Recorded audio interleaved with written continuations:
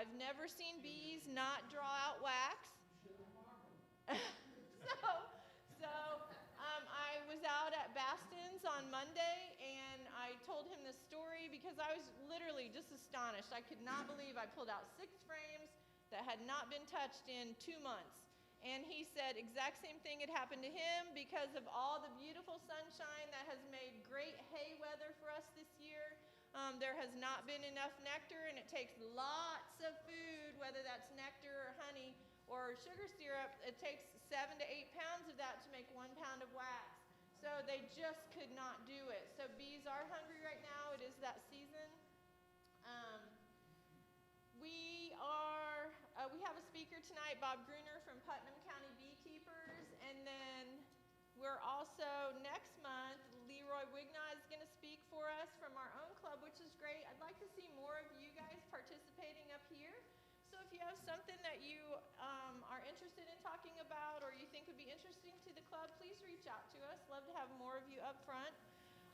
Our Candy Board Social is October the 11th, the 10th. It's the 10th. And Richard is here from RJ Honey, and he has candy boards for sale if you need them. And now I can talk into the magical microphone, and I am not muted anymore. All right, so our Candy Board Social will be much smaller than it has been in the past, but we will be making candy boards together.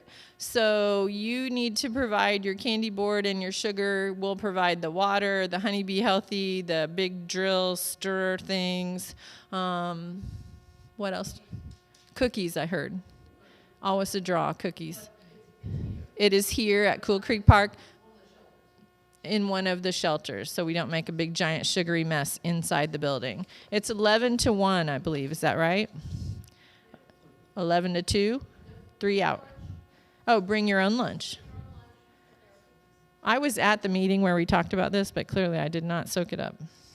So, candy boards, October 10th, and Richard has candy boards if you need them, empty ones.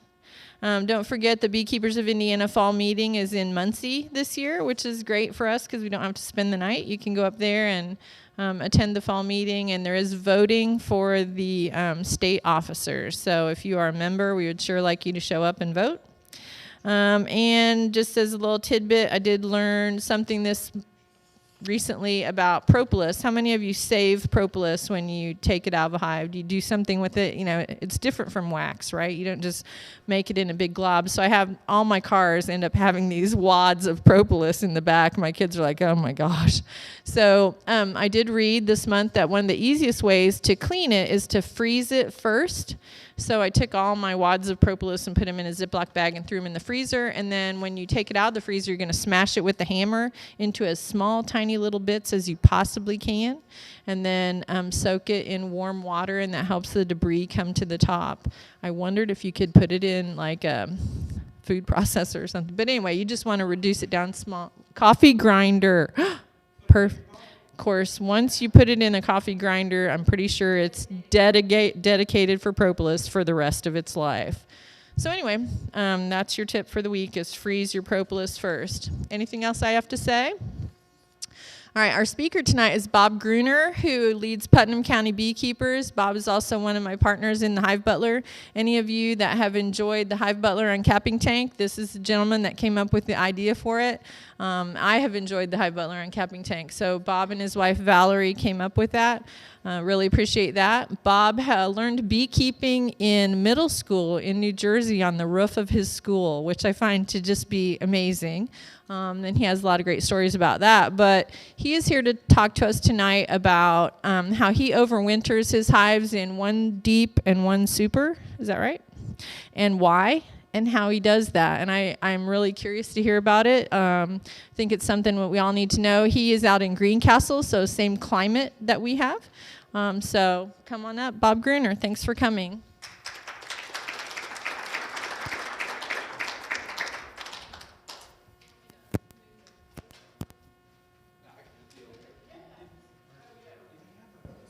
How's that? Can you hear me? Okay. Yeah. Yeah, thanks for having me here.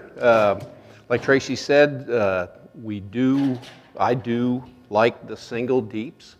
My wife, though, on the other hand, she likes the double deeps. We argue about this all the time.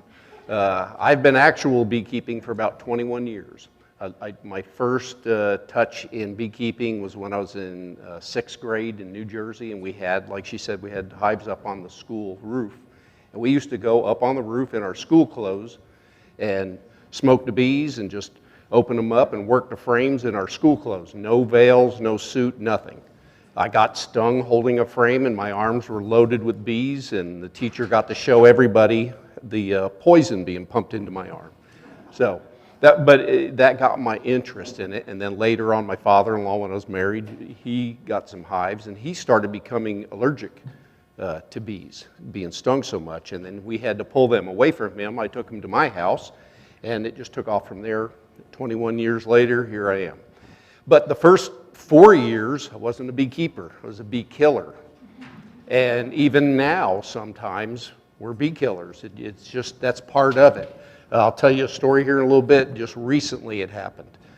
So by no means, I'm not an expert. I really haven't met any experts. Everybody makes mistakes, and that's how you learn. So I've learned by a lot of mistakes. I've learned over the years quite a bit. But getting to the single deep and a super, back years ago when I got into it, what actually happened was I had a year where I had so many swarms. I had 2 deeps for each hive, but I had so many swarms, I had to put them in something, and I ended up I haven't made any honey yet to make any money, and my wife was going to let me spend a bunch of money to go get equipment. You know, I had to use the honey money to buy my equipment, so I ended up using just single deeps, keeping the bees in the single deeps and trying it that way. The reason why I still like to do it is really simple. It works for me. And I don't know if you guys know Dave Shenfield, but he always says, if you do something and it works for you, don't change it. Even if somebody says do it differently, if it works for you, keep doing that. And so I have just as many losses with my single deep hive system as I do with the doubles. And usually it's because of something we did wrong. We didn't have time to feed them. Tracy was talking about feeding your bees. If you guys are not feeding your bees right now, now is the time to be feeding them. Right now, all of our hives, the singles and the doubles, we have, I make my own top board feeders. I put a solid inner cover over their super. And when I say their super, I have a screen bottom board, I have the deep, and then I have what I call their super. It's not mine. No matter what, I don't touch the honey that's inside that. That's theirs. Above that, throughout the summer, I use screened inner covers. I make my own screened inner covers, and I love them because I have no hive beetle issues with my hives. Every now and then I'll see 1 or 2, but they're just not that much for me to ever worry about them. So I don't have to fight hive beetles. And I think that's because it allows a little bit of the sunlight in there, and hive beetles don't like sunlight. And so I feel like the screened inner covers help me with my hive beetles. And that helps allow the bees to go out and do their job making honey. But at the end of summer, I take that screened inner cover off. We did this about 3-4 weeks ago. We took our screened inner covers off, and of course, by the end of summer, they're just completely covered with propolis. They'll seal that all up with propolis, and that's great. I collect propolis, but I put my solid inner cover on, and then I have those 4-quart hole feeders that I make, just a piece of plywood with holes drilled in it and a little scrap wood trim around it, and that fits right over the oval of the solid inner cover. And then we put 4 quarts of sugar syrup. That's 2 sugar to 1 water. If you don't know this, you know, in the early spring you want to feed more water than sugar. You want 2 water to 1 sugar or 1 to 1. The reason for that is in the spring, you want your bees making wax. They can make wax a lot easier if they have a lot of water and less sugar in their syrup. So I do that in the spring. Come summertime, if they need it, but what I mean by that is if I look around and I can't see food, then I start feeding them. And you can tell if your bees need food, but you put a jar on them, and if they go through it pretty quick, they need it. If they don't need it. They found something that I'm not seeing, okay? But if I do feed them, in the summer, I feed them a 1-to-1, 1 sugar to 1 water. But now you want to be feeding 2 sugar to 1 water. And Kathleen Probe got me on this a couple years ago, where if you feed them from the top, they will immediately pull it into the hive and put it in there for honey, turn it into honey. The one thing you don't want to do, and I've seen people do this out of our association, do not use a Boardman feeder at the end of summer or fall. If you do, I guarantee you will have robbers, you'll have yellow jackets, and you'll probably lose your hive. So stay away from the Boardman feeders, which is the entrance feeder with the quart jar. You don't want to use that in the midsummer, late summer, and fall. You don't want to use that at all. So feed them within the hive. The way Kathleen explained it, if they're getting it from outside of the hive, out of the inner cover, but above them, they bring it in, they put it right in there for turn it into honey.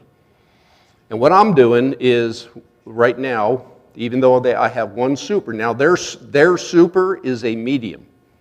And that'll, when they fill that up, that'll be 60 pounds of honey in there for them. And that's enough for them for winter. But they'll also put honey down in their deep. I want them to fill up every little nook and cranny that they can. Now through the summertime, I manipulate the deep frames. If I see a frame on the outside and they're not drawing it out, early summer, I'll move that frame in so that they'll get that drawn out. That's the key is when you talk about drawing comb out, draw your comb out early as possible, because about mid-July they they don't like to build a lot of wax anymore after that. They slow down significantly. So I like to try to get all my comb drawn out by the mid-July. So once I have drawn out comb, now when I go to feed them in late summer and into fall, they have a place to put it. And I want every frame on the outside, that deep, I want it filled with honey. It's a great insulator, and it's more food for them to get through the winter. But then on top of that, I have their super, and then above that, I have the candy board. And I love the candy board. We started doing that about 4 or 5 years ago, and I absolutely love the candy boards. It pulls the moisture out of your hive. And I do a little bit of experimenting. This year, I am going to experiment with 2 things. Each year, I try to pick something to try with a couple of the hives. This year, I'm going to put a little bit of pollen in with the sugar. A lot of places, a lot of people say, oh, you don't want pollen in there, but I'm going to try that because I went to a lecture where they were talking about putting pollen in the sugar, and they build up a lot of brood. And then come spring, they open up their hive, and it's just massive full of bees. And they can do 4 or 5 splits off of 1 hive, and that's what I'm looking to do. That's my goal next year, is to go from 11 to about 18 hives. And then that's about enough. Plus, in our area, my goal as president of the Putnam County Beekeepers Association, our county goal is to be self-sustainable. I'm a big one on that word. In other words, if we can go 1 year where everybody in our association does not have to buy foreigners, then we did our job. And that's what I want to see. That's my goal, is that no one has to buy packaged bees from out of the area. So I want to be able to do it, and we have about 5 or 6 people in our association that are working towards that, trying to do a good job and all that, so that in the spring we can do good splits, we can make some queens, and we can supply everybody in our association that lost bees. Hey, come to our house, and here you go. We'll help each other, and we'll all keep the bees from our area. I think that promotes a much healthier, much stronger colonies of bees in your area. So that's our goal for our county, and that's the goal I have as the president of the association. Now with my hives, and now like I said, my wife, she argues with me, and she wants 2 deeps. The drawbacks to having a single versus the deep, what I've seen is, yes, a double deep, you'll have a heavier population of a colony. In the summertime, you might get a little bit more honey too. But we're not, me and my wife, we do plenty of honey. We do enough to hunt, but we're not in the beekeeping to make money. We don't do beekeeping to sell a lot of honey and make money that way. We do it because we enjoy doing it. I work in a factory all day. I'm a tooling engineer. There's nothing better than to come home and just lay in front of the hive for 20 minutes and look at them. It's a stress reliever. Get stung every now and then. It doesn't bother you. You get used to it, and it's enjoyable. It's a lot better than being at work sometimes. So that's why we keep bees. Yeah, it did in the very beginning. It was one of those things where we were running out of money, and because we didn't have a whole lot of honey, but now it's able to pay for itself, and that's all we want. Now with I guess with we're trying her. She has 5 of the hives are double deep, and the issue I've seen over the past, my experience with having a double deep is come springtime, that bottom one is totally empty, and they're all up in your super. Whether you have a double deep or a single deep, they're up in the super. And I know a lot of people think if you have a double deep, they're up in the top deep, and you just swap them. You got to be careful with that. Make sure it's warm enough at night, because if there's brood in both of them, you don't want that brood to be split. There's not enough bees to keep them warm. Make sure your nighttime temperatures are warm enough, like about 50 degrees before you do that. But what I like to do to get my bees to go back down where I want them, we'll actually take the candy board off. Once it's, when it's that time where we have dandelions. Usually when I see the dandelions, that's when I remove my candy boards. Any candy board that they did not eat, any candy they didn't eat, we use that to feed them with the Boardman Feeders. I then take a fume board, and we use fume boards to rob our honey. I'll spray the fume board down, I'll put that on their super, and I'll chase all the bees out of that top super and get them down in the deep. Now, yes, some of the frames, if it's nice and warm in the spring, that queen is laying like a mad dog. She's got larvae and eggs all over the place. That's all right. I chase them all down, and we pull out one frame at a time, sweep the bees off, just like we're robbing honey. And then once I get all the frames out of that super, I pick it up, I sweep them out of the box, then I put a queen excluder down, or a honey excluder. I set that down, I put that box back down, and I put all those frames right back in that super, exactly the way they came out. I put the inner cover on, I put the lid on it, and then I come back about 23 days later. In 21 days, that egg is pupated, they merged out, they clean it, they start filling it with honey. I pick that super up, pull that queen excluder off, set the super down, and I'm done. Now they're all down in the deep. So I don't have to swap a box. I just chase them down, and I hold them down there with a queen, hold her down there. Once she starts laying down there, a lot of the bees will be with her the whole time. And my experience, it's worked for me for many years. Now, yes, sometimes we do lose some, but it's done pretty well. Yes? So are you saying you only use a single deep all year long? You're not reducing double deeps down to a single deep? Nope. It's single deep, and their super, and then my super's above them. So when your population is really booming in that single deep, you're making splits off of them, you're not increasing the size of your colony? What I do with them is I like to keep putting supers on. I like to keep putting empty supers on that are drawn out comb, and I put that on there. Give them something to do. We haven't had that many problems with swarms by doing that, but I also split them in the spring. Okay. So come spring, once Yeah, once they're built up, well, not always. Sometimes we don't have time, so we sit and wait for the swarm. Now, I love swarms. I don't know about you guys, but me and my wife, that is the thing that we enjoy most out of beekeeping is catching swarms. It's pretty painful sometimes, but we just absolutely love doing it. Our name is in with dispatch, Putnam County Dispatch. We get 911 calling us all the time. Even in the rain, we'll go out and catch swarms. Yeah, be careful catching swarms. It's a lot of fun. This year I was called to Avon. You told us about that one. We showed up and there was a whole crowd of people just down the road, and they had beer and glasses of wine. They were going to watch a show. Well, they got a show. We actually walked right up to, with no suit on, walked up to the swarm. And have you guys ever done this, taking their temperature? Just take your bare hand and put it right up in the swarm of bees.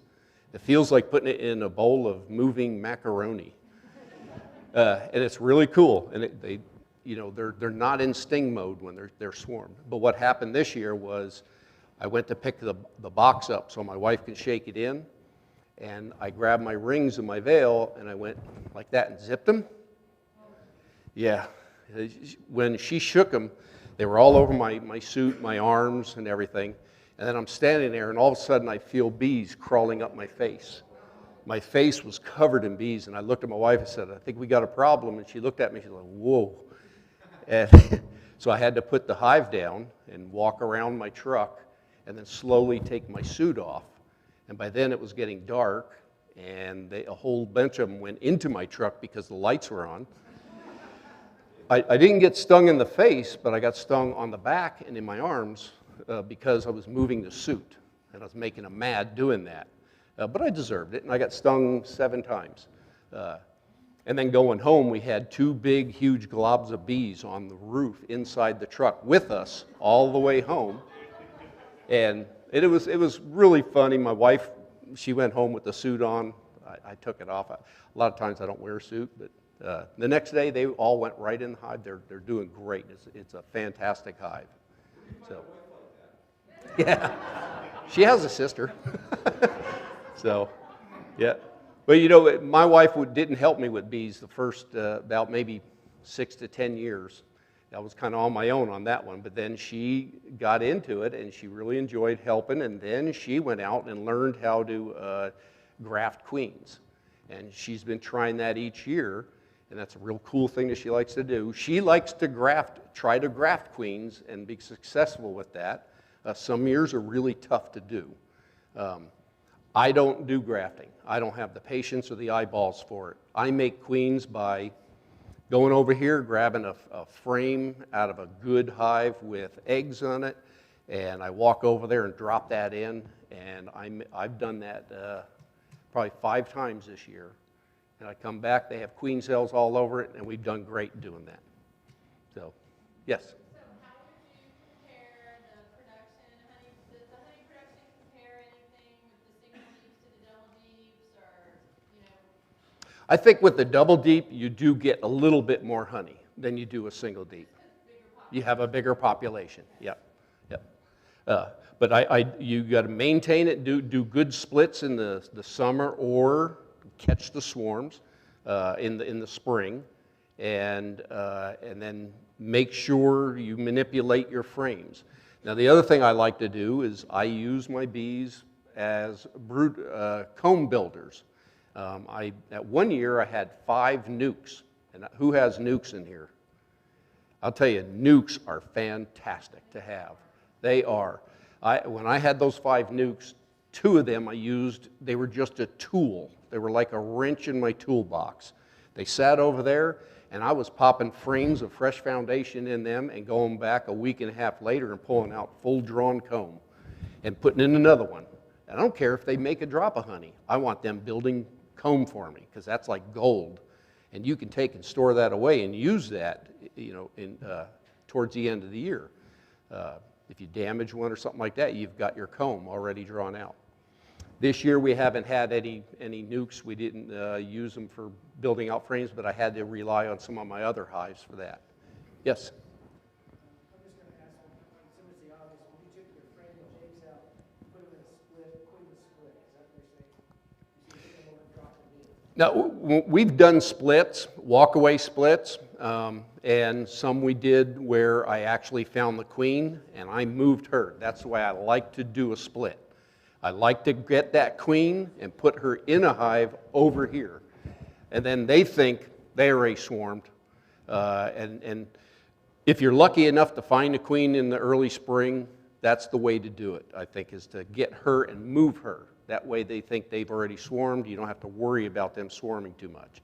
But if you can't, you just do what's called a walk-away split. You just kind of divide everything up into, leave some in this box and put them over here.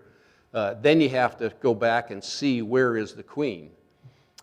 And we have had trouble where our club's hive, we did a split.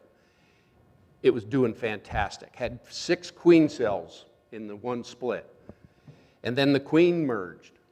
And then she went out to get bread. And she probably got eaten by a bird or saw a pickup truck because she never made it back. We go back and it's starting to collapse. There's no sign of a queen. So we had to grab a frame of eggs out of the actual split hive that was doing great. And we put that in there, and voila, they made queen cells, and then it was going back up. The roller coaster, it's going back uphill. It was doing fantastic. We talked a little bit about making mistakes. I'm going to tell you a big mistake we made with our club. We were out there to check and make sure the queen's doing great. It was midsummer, and the only way, I like to go and see the eggs. I pull the frames out, and I walk away from the hive and take my veil off and put the sun behind you and look down in there and see that egg. If you see the egg, you know you got a queen, put it back. You're done. And while I was doing that, a lot of members in our club were wanting to see the egg. They don't, that's something everybody needs to be able to do, is find the egg. So I was trying to show them that, but when I was walked away from our hive, because the sun was behind the tree, I had to walk about 20 feet. Well, I'm over there looking, and there was hardly any bees on my frame, and then all of a sudden I turn around, and about 4 of our members have frames in their hands, and there's bees hanging off. And I'm like, oh, wait a minute. Well, we think somebody had a queen on there, and she fell out on the grass, and we went back a few weeks later, and we lost that hive. It got too late in the summer, we had to combine it. And that's the thing, it gets late in the summer and you don't have a queen, don't try to get another queen in there. We just combine them to the split hive that we made a split early spring, and it's doing fantastic, but we had to combine them, and it's doing well. So, and one thing, I've had people say, well, wait a minute, when you use one deep, there's not enough room for a queen. She'll run out of room. But if you do a calculation, and a real basic calculation on how many cells, let's see here. A deep has about 50 cells tall and about 90 cells wide. So you have about 4,500 cells per side. That's 9,000 cells per frame.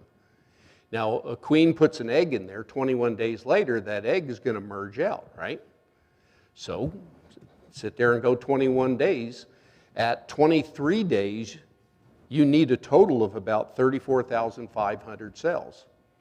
But a 10-frame box, what's that give you? Well, what it'll give you at 22 days, you'll need about 3.6 frames in a deep. And that's enough room. Any more than 3.6 frames, that's enough room for a queen to lay all the eggs that she can lay, and then they're going to be merging out, and then she'll have empty cells to lay back, put more eggs in there. So you have 10 frames in there. You've got plenty of room for that. So now I know the queens are not going to fill the entire frame. They are going to go up. And I don't mind when the queen goes up. It's their hive. It's not mine. That's hers. Bees do not care if they're in a deep or a medium. They don't care. They'll do it in a 55-gallon drum or a car door or a wall. It's just a container to them. They don't know that they're not supposed to go in that honey super. You can tell them all you want, but they're not going to listen. But the thing is I always, that's why I call it theirs. So their super is just an extension to her breeding area, is the way I look at that. Yes? Any difference in your winter overweight between the two deeps and the single deep? No, they're about the same. I mean, we do have losses. Last year we had a high loss, but we had a lot of family issues going on, and we didn't have the time to go out there and feed them like we needed to.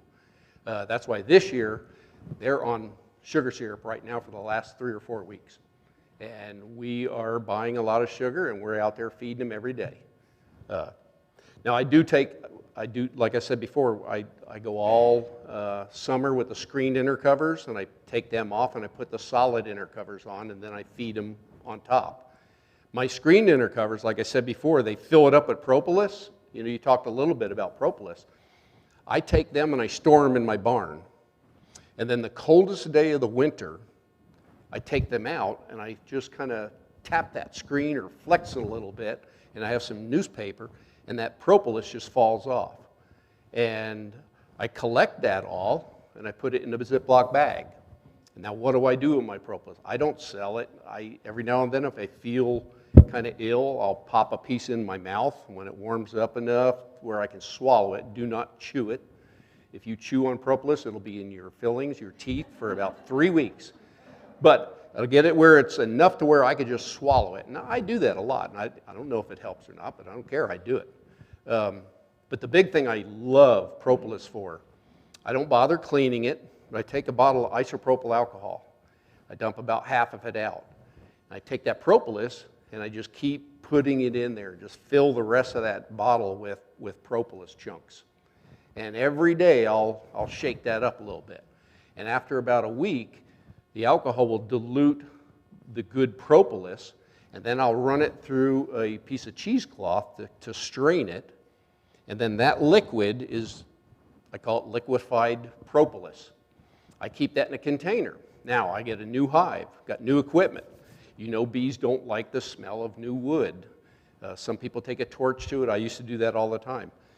What I like to do is I have a paintbrush, and I pour that liquid propolis out in a little pan, and I coat the inside of all my hives, my supers, everything. Just a real quick, little, very thin layer. The alcohol dries out of it, and it's just propolis. When the colony goes into a tree, that's what they're going to do. They're using propolis to clean it, very high in antibacterial properties, and they're sealing off every little nook and cranny that they can. That's what they use the propolis for. I'm helping them by doing that. And then the other big thing is, you go taking a swarm and you put them in a box that's got that propolis smell in there, they like it a whole lot more. I have never had a swarm leave a box that I did that to. But I have had them, and I've even had packages leave after putting them in a deep that was just new wood without doing anything to it. So that's my use for propolis, and I like doing that. So, any other questions? Yep. Do you use queen excluders and where? No. To me, queen excluders are also honey excluders. The only time in the year I use a queen excluder is when I go out there in the spring and I pick up that candy board and they're in the super. And you know, sometimes I'll maybe even leave, if I already robbed and that single deep is got a lot of big population, I want to give them some room. I'll put one of my supers on and I let them have it. I said, well, there, you have two now. But if they can get it filled out. But sometimes the queen will get up into your super. And what I do is I chase them down with the fume board, like I said. I chase them down with the fume board, and then I put the queen excluder on it. Now she can't get back up in there. And then when the eggs pupate, they merge out 21 days later. I give them another 2 days so that they go in and clean it, and they start putting honey in there. As soon as they start putting honey in there, the queen is not going to go back up in there and start laying. But after about 22 or 23 days, I pick that super up, pull that queen excluder off, and I throw them in the barn, and I don't use them again until next spring. So, yes? If you already have the Flow Feeder in hive, big feeders, instead of using your Boardman bottles on top, The frame feeders in the deep. Oh yeah, yeah. Any way to feed those bees inside the box, you can do that. But I don't recommend feeding them liquid sugar through the winter. Yeah. Some people I've heard do that, and it doesn't help with your moisture problem, and once it gets below 50 degrees, they don't really like to lap up liquid sugar. So. I don't know what kind of, you use Dormant Pro, or have you ever used Dormant Pro? I have. Different ideas on whether you should use the in-hive feeders. Our mixture, in the early spring, we use 2 water to 1 sugar, and I'll put a little bit of Bee Healthy in there, liquid Bee Healthy. That's about it. Right now, it's just sugar and water, 2 sugar to 1 water. I do have pollen feeders out in my yard, though, but they don't seem to be going to it. And I don't know why, because around our house, I don't see any food for them. Now, they probably, well, I shouldn't say that. I recently found out a farmer has a whole acre or a whole farm field full of sunflowers that I didn't know was there. We found out last week. But I'll be moving a lot of my bees next year over to our farm. We have a farm about 20 minutes away, and I have an equipped field there, and I grow a lot of buckwheat. I love buckwheat. At our house, we have half our garden is not vegetables, it's buckwheat, and it's just for the bees. And then over at the farm, we plant buckwheat. So, yes. Yep. I don't think so, no. Yeah, you plant it in the spring. Thing with buckwheat, has anybody had any experience with buckwheat? I love that stuff. It grows, when you plant it in the spring, it grows, maybe about that tall, has beautiful white flowers. And I know the first time we started growing it, I'd go out after work, and I thought, well, this is a waste of time. There's not one bee on the flowers. My wife said, yeah, take a day off and come out here in the morning. It is packed, and they're hitting those flowers, and the nectar dries up about 11:30 or around noon. That's why I don't see them in the afternoon. But it grows up about that tall, you'll get the white flower, and then you'll see the green seeds, the big seeds on it, and when the seeds start turning brown, we cut it. And this year I tried cutting it with a weed eater. I walked right through the field of it, cutting it, cut about that much off of it. And then it rebloomed. And some new growth came on. The seeds hit the ground, they regrow. But you can get 3 crops of buckwheat in one season if you get it in the ground early enough. So.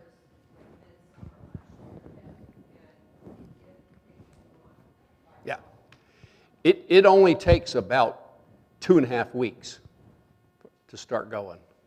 Okay. Yeah. And buckwheat is also a natural nitrogen builder for your soil.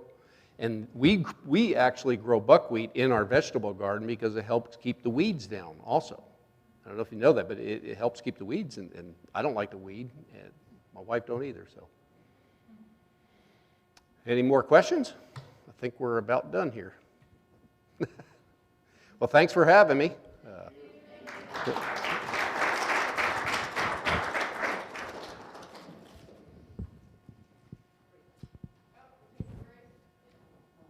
Don't forget about the raffle over here. We have some wonderful new items, and please come over. Your monies, even if you don't win, goes back to the association to benefit you and beekeepers. So we're going to take a 5-minute break, 5-minute break, and then What is a screened intercoat? I take 1/8 inch. I want to tell you the right mesh. Is it still on?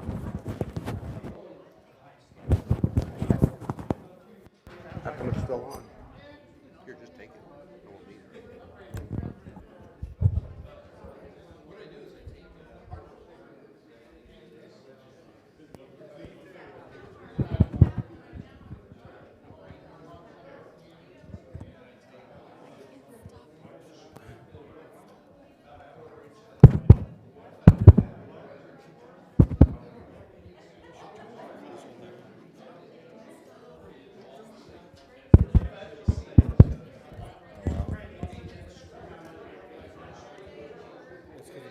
dead.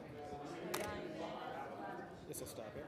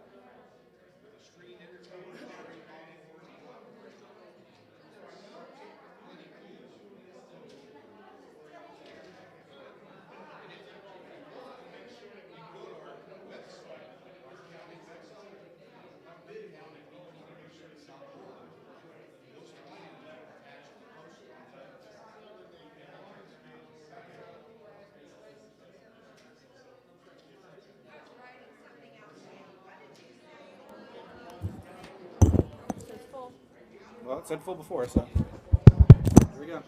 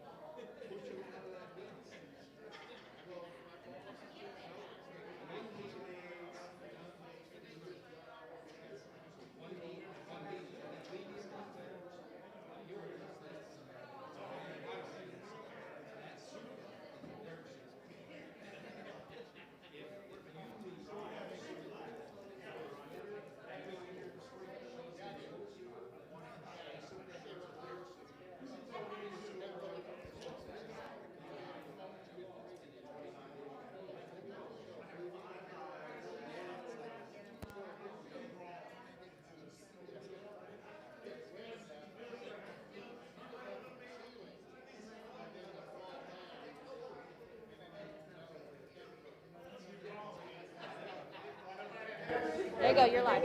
Okay. Pad. I don't want you to off. Are you ready? Yeah. You're yeah. on. Okay. I'll get them wrapped up here for you. Okay.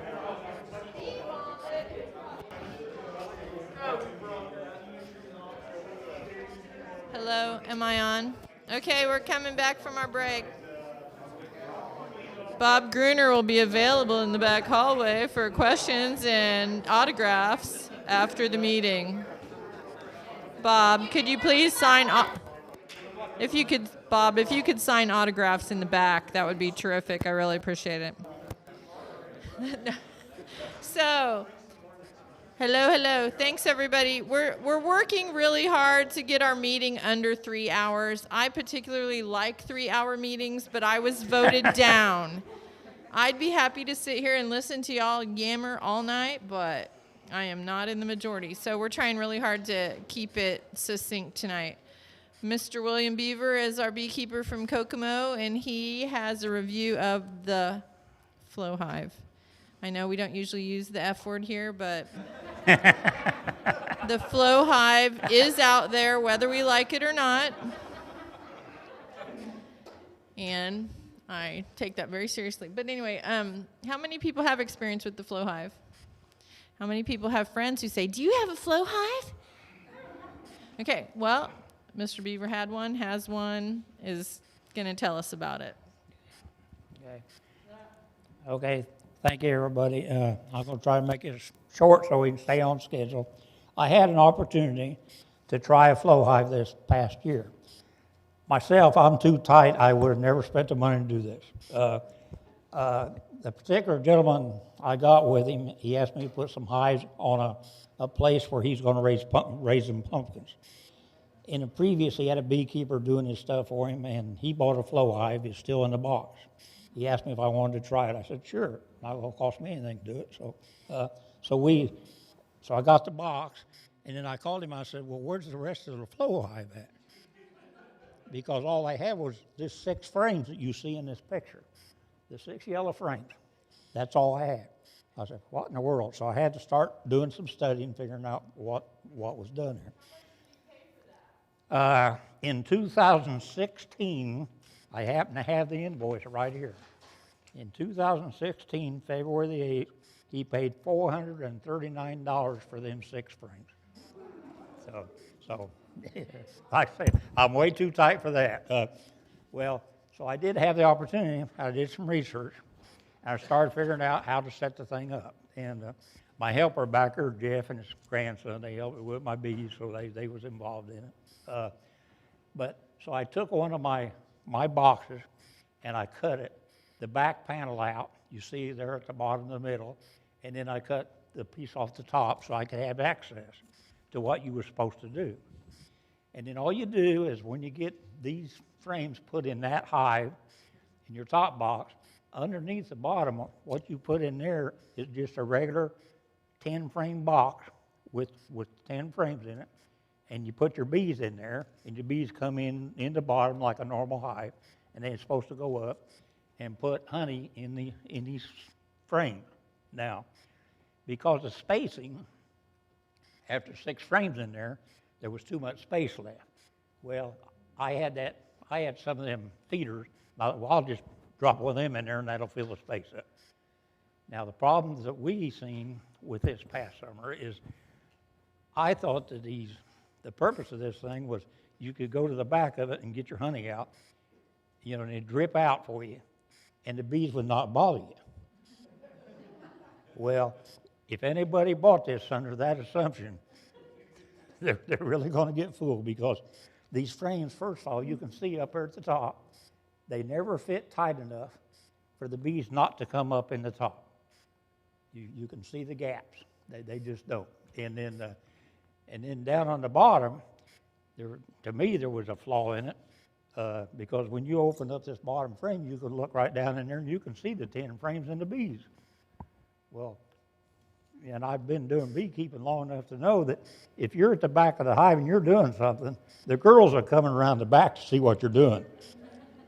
So, and if you're trying to get their honey out, I imagine that you'll get quite a charge out of it. So, anyway, You got the next picture, Paul?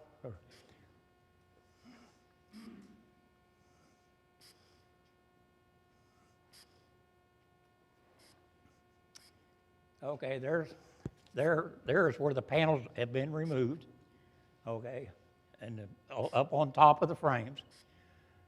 You pull that little cap out, and you see that bar stuck in there. You take that bar and twist it down, and what that does, it separates that frame.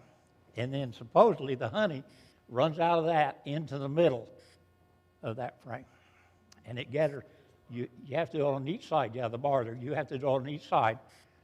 To basically what you're doing, you're breaking the cap of the wax is what you're doing. And then the honey runs inside. And then you take this tube at the back that I got here, okay, and put a bottle underneath there and wait for the honey to run out. And you will wait for the honey to run out. And you will wait for the honey to run out. And if for some reason the honey decides to crystallize, you got no running coming. So I, this is all my opinion of it, but for the money, my understanding right now, one of these Flow Hives with the frames in the fancy wood is about $700 and some for one of these things. So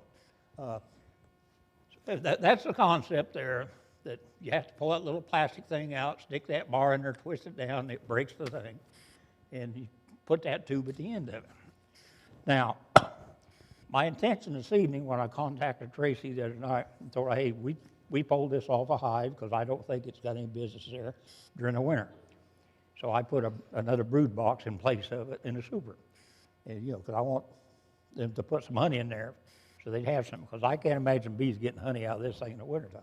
So I had this thing sitting in my garage, and I was going to bring it this evening, set it up here, do the bar thing, and watch the honey run or whatever. I opened the panels up. The first problem I had was getting the bees out of the box. It took forever to blow them out of there. I had to use a leaf blower, and then I still didn't get a lot of them out. So getting the bees out of there was one problem. Had it set in my garage for a couple of days. Yesterday I'll go down there and I opened up the panels, and I knew when I popped the lid on there we had a problem. I had a lot of small hive beetles up in this super, on top of this plastic stuff, a lot of it. And I put a swifter sheet in there like I do my other hives, and finally a bunch of them, got caught in the swifter sheet, and what I couldn't swat with my hive tool with the other one. And so then I took my bottom panel off here to get there, and it was completely full of ants. So, and everybody, when you enter the world of beekeeping, you have entered the world of insects. And I tell people that all the time. So I didn't want to bring the small hive beetles and all the ants down here in this building. So that, to me, that's the drawback. And I can tell by the weight of the frames, I got very little honey out of this thing, very little. So you got no honey, you got a whole bunch of different insects that you don't want. I don't know how you combat the insects out. How you keep the ants out or small hive beetles. I don't know how you keep it out. So my, I guess my report on the Flow Hive is I wouldn't spend my money for one. So that's it. Anybody got any questions?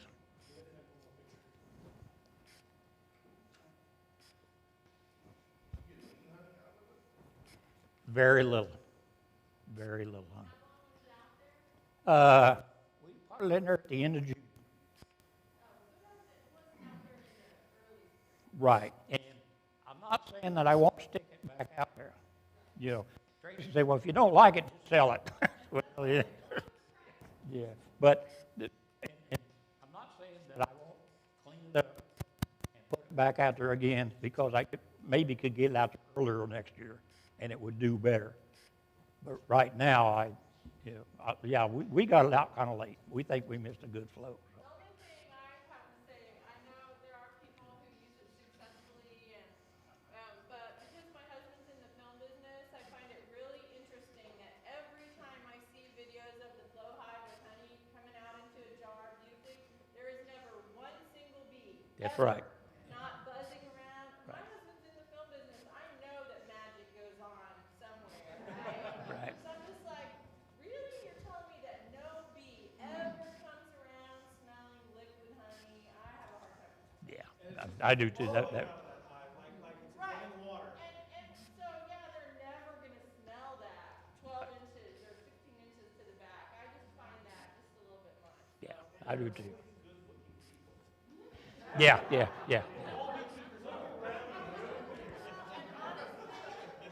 never going to send my little child to the back of the beehive to get a gallon jar of honey. I'm just not. That's Right. just not how I parent. Right. No, So, no. thank you. Thanks very much. All right. Okay. So we're going on to, I get.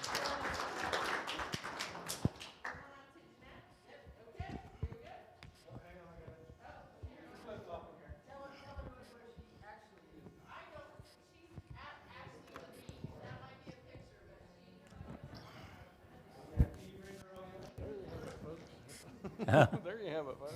Yeah.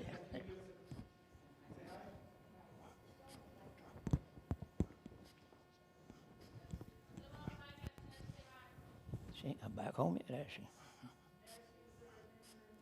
Goldenrod, and that's about it.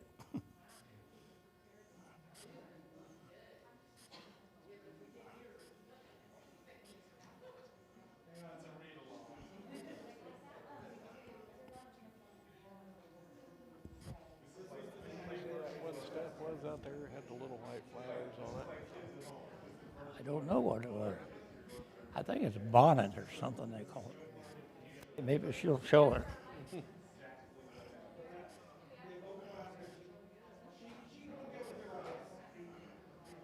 Bonnet, I think. Hi, is what Jeanette. Can you hear us? Wave your mouse around wildly if you can hear us. Can you say something? We're trying to test your audio. There she comes. We can out of the computer, so give us just a second. I appreciate that. Thank you.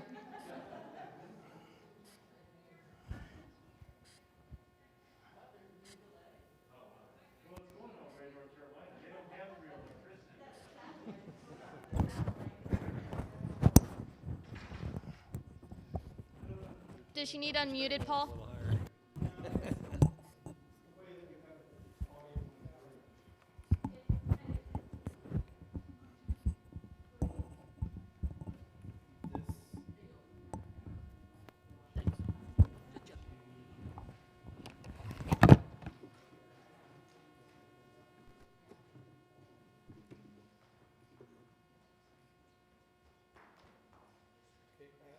Okay, Jeanette, give us a testing, 1, 2, 3.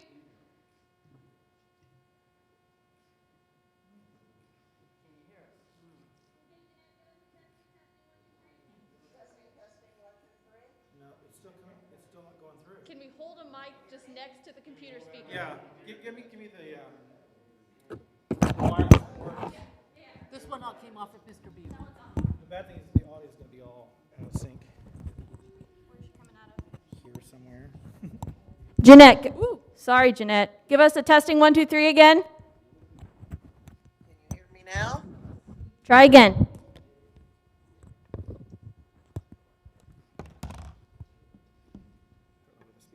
Oh, it's right here. Go ahead, say something, Jeanette. There's a delay. So Yeah, I know.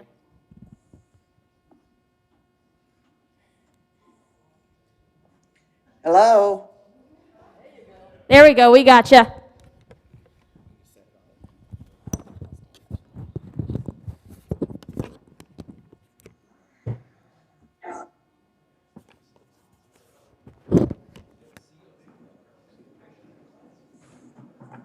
Hello, can you hear me?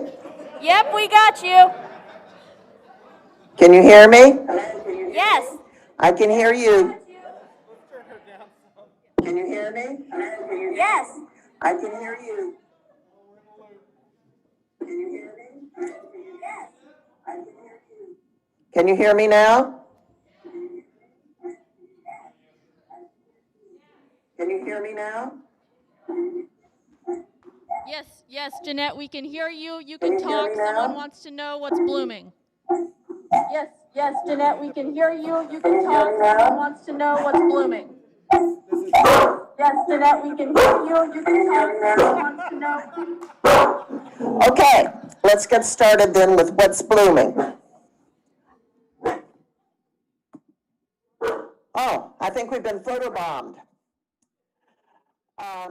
Last month, Mr. Wren talked on yellow jackets a little bit, so I thought we should know a little bit more about them when people call us to remove those bees in the ground. Yes, they're jerks, obnoxious, pests, and other names that we can't use in polite company. Although similar to the honeybee in color, yellow jackets are not bees. They're actually a small form of hornet.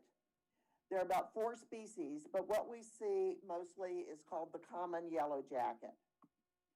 They're about 3/8 inches to 5/8 inches long, with the queen about 25% larger, about 1/2 inch to 3/4 inch. Their abdomen is striped yellow and black, which usually is what people see that they confuse with honeybees. They fold their wings longitudinally when at rest. Now, their stingers do not have barbs like our honeybees do, so they can and do sting multiple times when they feel like it, which is most of the time, the jerks. They construct a paper nest, usually underground, in either naturally occurring soil voids or in abandoned rodent holes or mole tunnels. They sometimes will make nests in abandoned buildings or something, but that's very rare. They're usually in the ground.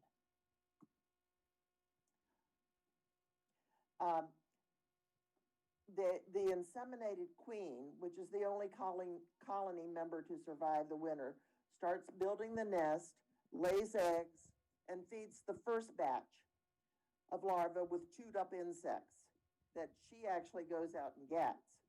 After the first batch emerges, though, they take over the baby care duties, and the queen stays in the nest and concentrates on egg laying. The pupas are sealed with a thin paper layer. Our bees use a wax layer, they use real thin paper. Note that the entrance into the nest is down at the bottom, and it's not right in front of the entrance tunnel. This, of course, would be for their safety. Queen cells, drone cells, and worker cells are produced at the same time, especially later in the year, when there may be more than one queen in the hive, but usually only the mother is laying eggs. The colony typically consists of 1,000 to 4,000 yellow jackets. Although the workers have strong jaws, they don't actually eat insects whole. Instead, they chew them into a protein goo and feed it to the larvae and yellow jackets in the nest. In return, the larvae secrete a drop of honeydew, which the worker eats. Therein lies the problem for the fall. Think about it. As the colony increases to its maximum population in August and September, the queen decreases her egg laying. So you have large numbers of workers and fewer larvae to feed and produce honeydew. The workers are hungry. And like some of us, when they get hungry, they get mean. So they look for food, both protein and sugar, wherever they can find it, from our hamburgers to our soft drinks. A yellow jacket and a can of Coke is not a good scene, I can tell you from experience. Yellow jackets are often seen on flowers, but they're minor pollinators. They're usually hunting smaller insects, but might stop for a sip of nectar while they're there. Their bodies are not fuzzy like a honeybee's, so they don't collect and distribute much pollen. And the worst thing about yellow jackets, as far as we're concerned, is they eat honeybees. They have been seen en masse, going from hive to hive, killing and eating the honeybees. So what should we do about them? Get a wasp and hornet spray the kind that sprays about 20 feet. After dusk, put on your bee suit, spray the hole in the ground from a distance, then move to it and empty the can directly into the entrance hole. As you saw from the diagram, the entrance into the nest isn't directly down the tunnel, so you have to really saturate that area with it to get into the nest. Cover the hole with a rocker board to keep the spray inside and also the yellow jackets inside. And then carefully check it the next day, again, wearing your bee suit. Okay, now to what's blooming. Flowering is tapering off, but there's still a few honeybee favorites around. First one is stonecrop or sedum. This comes in many varieties. The one shown, which is Autumn Joy, is an easily obtained one. It's a succulent, meaning it has fleshy, water-retaining leaves. These are very effective in groups in the autumn, and the bees like the groups, of course. I use them in my yard to camouflage the standpipe at my well. They do a great job of it. Hydrangeas. You can find hydrangeas that bloom just about any time you want them to, from spring to fall. If you have the right kind, honeybees love them, but beware. Many of them have sterile flowers that are no use to bees. As they say, when they're good, they're very, very good, but when they're bad, they're horrid. Garlic chives. Now, this is one of the few plants that I see my honeybees visiting all day, from dawn to dark. I've even had to go out and remind some of them that they really need to go to bed. Some plants only produce nectar at certain times of the day, like we were talking about earlier, but garlic chives produces it all day long. Nectar production is an energy drain for a plant and only has one use to attract the pollinators, so that the plants usually are very careful about when and how much nectar they produce. The pollen, of course, on the other hand, is beneficial to the continuation of the plant for future generations. Garlic chives is a culinary herb. You can use it in all sorts of cooking anytime that it calls for chives or even onions. It's great, or garlic. However, it can be invasive, so be sure to cut the seed heads off early. You can tell them because they have very black seeds, and when you start seeing those, you need to cut them off. Ironweed is considered a weed in my pasture, but many gardeners buy it and cultivate it in their landscape, and I certainly can see why. The color is wonderful. However, it is invasive, ironweed, as they say, so you have to be careful to cut the flower head before the seeds ripen. Goldenrod is another of the weeds that are being used in domestic native gardening. Newer varieties are not as tall or as invasive as the common type. If you have hay fever, do not blame goldenrod. Its pollen is quite heavy and does not fly around to irritate your nose. The real culprit is ragweed, which blooms at the same time with a hardly discernible flower that spreads its light pollen everywhere, especially up my nose. October comes with the last blooms of the season. Of course, the plants don't look at the calendar, and some of the October bloomers are blooming in September and vice versa. Whoops. Chrysanthemums are everywhere during October. You can get them in any color. Remember that honeybees like the flat blooms, so avoid the ones that are balls, like those that are called football mums. Asters are the mainstay of the late bee garden. Easy to grow, they provide some of the last meals for our girls. Blue anise, or a hummingbird sage, is a late blooming sage. Very interesting plant because of the way the bees feed on it. As you see, it has a long trumpet-shaped flower that usually would not be attractive to a honeybee. But what happens is wasps come along and bite the base of the flower to extract the nectar. Honeybees take advantage of the hole in the nectary to eat their fill and invite their friends to partake. The poor flower has provided food for both insects, but hasn't been pollinated by either. There are, however, some insects that do go up into the tube, so these things do get pollinated, just not by our things, our bees. Fall's a great time to plant for next year's honeybee pasture. Why? First, most plants can be planted at any time if they're potted or balled and burlapped. Next, planting when dormant is easier on the plants. Even if they're not quite dormant, they're past their blooming mentality. By this I mean that at certain times of the year, plants are concentrated on blooming, and at other times they're thinking about growing their roots. They usually like to grow roots in the fall to get established for winter. Of course, spring bulbs require fall planting.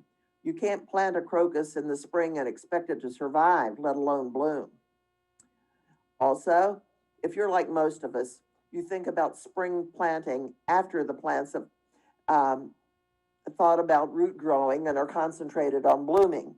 Not really a good time to plant. Fall planting has the plants in place when Mother Nature tells them to grow roots in the spring. Care is a lot easier. You pretty much can plant and forget until the spring. And the biggest reason for fall planting, we have more time in the fall. No worries about the girls swarming while we were on our knees playing in the dirt, which has happened to me. Perennials, as we have said, can be planted at any time so long as they are potted, so I won't dwell on planting those. If you purchase them now, late in the year though, be aware that their roots might be crammed into that pot. When planting, cut the outside roots on 4 places vertically and tease the bottom roots apart with your fingers before planting. These are some websites that'll give you some ideas on what plants to choose for your bee pasture, which might be a true pasture or just some plants around your house. Remember though, that Susie Bee would rather forage in a compact area, so consider planting more than one of a particular plant. It also looks better in your garden. If you want to take pictures of this page, I'll leave it up for a minute.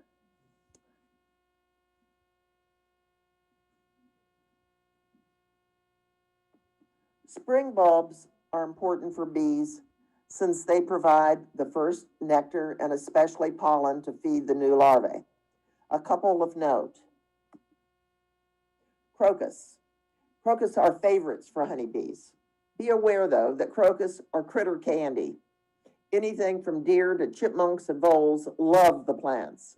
You might end up having to plant them annually. Siberian squill are fun plants to have, but can be invasive. The reason that they're fun is they have bright blue pollen about the color of the background on this slide. Some shrubs to consider are pussy willow, quince,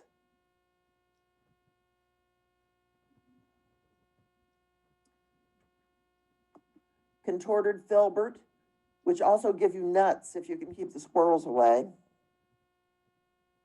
And it's really such a neat plant because it is contorted. The branches just are all contorted. Gooseberry, which also has great fruit for jellies and pies if the birds don't get there before you do. Think about a tree in bloom. Consider how many perennials you would have to plant to have the blooms that a flowering tree has. We know most of the best ones, but in order to get the flowers that this particular flowering tree has, you would probably have to plant an acre of perennials or annuals.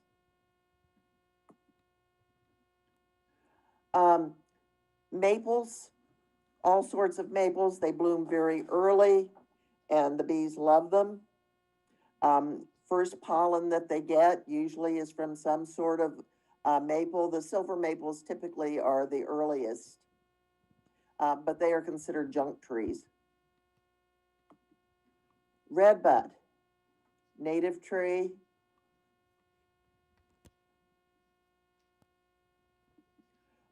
All sorts of fruit trees and crab apples and things like that.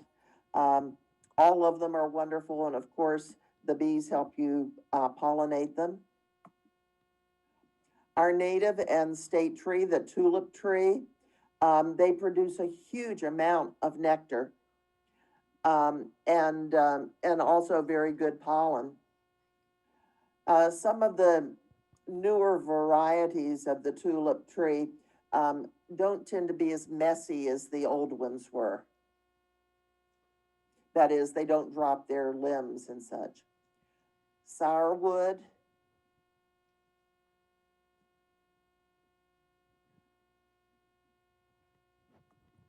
Washington hawthorn or other hawthorns. Some of these have few thorns. Some of the newer varieties they have developed that are more thornless, and they seem to have developed them without hurting the amount of nectar and pollen that they have. Then there's linden or basswood, which of course is a major thing, and they're also beautiful trees. It's been shown that a tree planted in the city lives for only about 10 years. Why? Actually, it's not pollution or too small a space for its root system. The main culprit is improper planting. And the worst problem is planting too deeply. You should be able to see the root flare, or what's called here trunk flare. That is the area from which the roots separate from the trunk. Dig your hole 2 to 3 times as wide as the root ball, but no deeper than the root ball. Cut away any burlap and wire structure and remove it. Why? Burlap today is usually treated to prevent those roots from going through it because these trees sit in the nursery balled and burlapped for a while. The roots won't go through it. And you might think that the spaces in that wire basket are plenty large for roots to grow through, but roots do grow to quite a large diameter, and sometimes it can actually just cut the roots off as far as their growth so that the roots become useless and die. Tree roots mostly grow horizontal, about a foot or two actually below the surface of the ground. So loosen the soil so they can spread. That is why you want to dig your hole 2 to 3 times as wide as the diameter of the root ball. Don't loosen the soil under the root ball because the tree doesn't need it, and it can cause the tree to sink, thus ending up being planted too deeply. Do not have your tree looking like a telephone pole when it's planted. Backfill your hole with the soil you took out. Don't try to amend that soil. Think about it. If you do, when it rains into our roots, and the tree will drown. Try to plant native trees. They'll be very happy in our soil. And as we saw, there are lots of great ones to plant. Do mulch, but with not more than 3 inches of mulch. Don't volcano mulch. It'll cause root and trunk damage. Having it up against the trunk creates too much moisture around the trunk. It'll cause rotten spots. And one of the main things that it does is it causes the roots to grow too high, and then they overlap and curl around each other and kill the tree eventually. Give your tree a chance. You spend a lot of money on it, so plant it correctly. One more thing. Do not plant these for bees. If you liked them, they're pretty, go ahead, maybe you can find something that's just as pretty and your bees will like too. First thing is Forsythia. Forsythia, of course, is one of the very first things that bloom in the spring. They have absolutely no use for bees. No pollen, no nectar, but they're pretty. Daffodils, the same thing. My theory on daffodils is I know that nothing eats daffodils. Voles, moles, chipmunks, deer, cattle. I have them in my pasture. The cattle ignore them, step around them. I think that evidently the pollen must taste awful too, but the bees will not come to them. Roses, even the ones with the open blooms like knockouts, are so overly hybridized that they have very little nectar and pollen. Some of the old varieties, those heirloom varieties of roses that have very flat blooms, the bees do like. If you get those, they bloom typically once a year for a short time, and so they are not real popular in gardens, but the heirloom types are great. And one last thing, never, ever, ever plant Bradford pear or its relatives, which are Cleveland Select or any sort of calorie pear. They're horribly invasive. The bees do not touch them, and the blooms stink. On the right in this picture, you can see a field where the calorie pears have just taken over. And I see fields like that around here every spring. I would like to go through with my chainsaw, but that doesn't do it, because if you do that, they think they've been pruned and they sprout up again more than ever. So please don't plant Bradford pears. Okay, that does it for this time.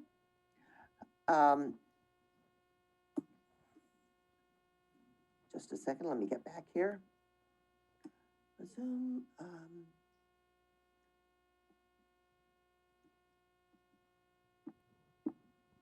Well, stop share. There we go.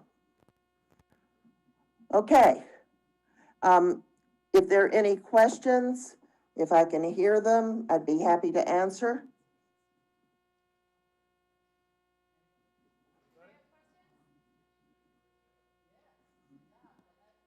Thank you, Jeanette. Any questions? Sorry, Jeanette, I was trying to unmute you. There were no questions. You got a round of applause, though. Okay, great. Thank you. See you next month. It's hard to believe she can't see me. What's next? Raffle Man. When we were, am I on? When we were talking, Bob said he has a great solution for ground yellow jackets as well. Super soapy water. Because my dad's method was kerosene. Okay, not gas, just kerosene.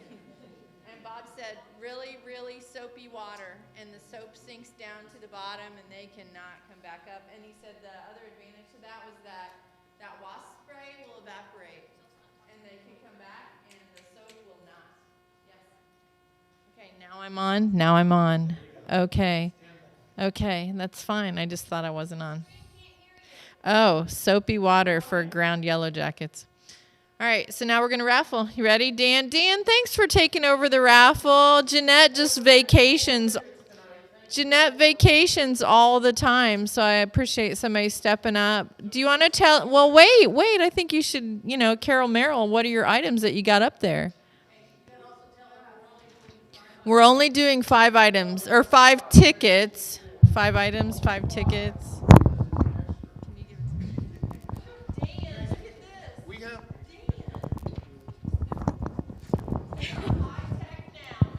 Fly me to the moon. All right. We have a lot of new items this week. Some wonderful people have donated things. John Scott brought a couple of items, the bottom boards. Oh, I'm candy boards. The bucket dolly, we got, oh, John, this is your bee vomit, right? Okay. We have a box of jars and corks. We have a subscription to Bee Culture magazine, a ticket. Okay. Anyway, when you get your ticket called, please come up and choose an item. Just read the last 3 digits, please.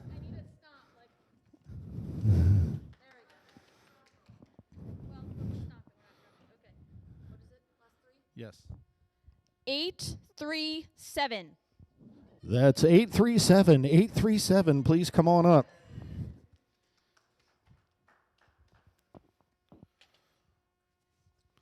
Ticket number 2. 868. 868. All righty. We're doing 5. Bee culture, first year beekeeper, one or the other. Number 3 is 870. Never mind, it was John Scott. I'm re-rolling. That's a beehive proof. Proof. Thank you very much. 858. 858. Yay! All right, so there's 1, 2, 3, 4. One more. Is 818. Yay!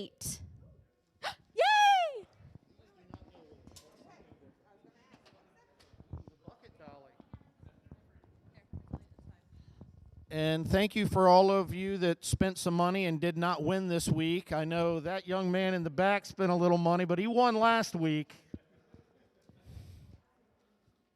So thank you very much. Closing. Okay.